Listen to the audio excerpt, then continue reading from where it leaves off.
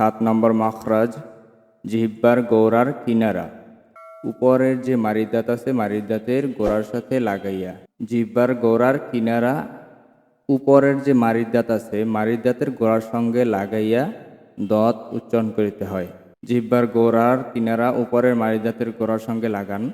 আমার সাথে সাথে উচ্চারণ করেন বদ ضاد বদ ضاد বদ ضاد বদ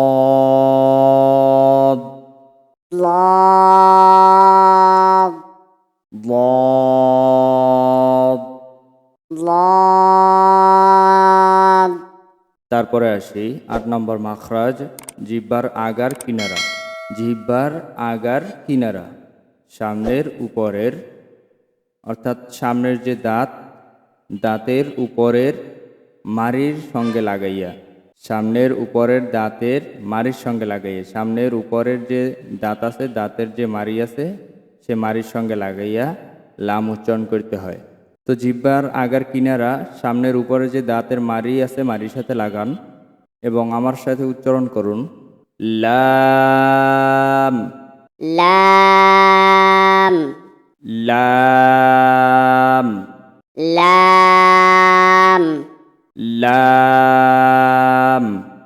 لام তারপরে আসি 9 নম্বর মাখরাজ জিহ্বার আগা তার বরাবর উপরের তালুর সঙ্গে লাগাইয়া নুন উচ্চারণ করতে হয়। আবার বলি জিহ্বার আগা, জিহ্বার আগা বরাবর যে উপরের তালু আছে তালুর সঙ্গে লাগাইয়া নুন উচ্চারণ করতে হয়।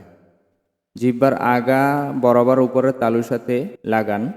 আমার সাথে উচ্চারণ করুন নুন نون নুন نون নুন نون নুন।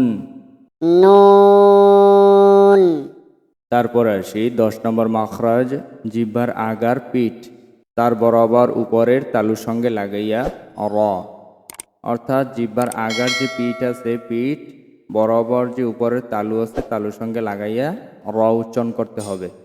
র را র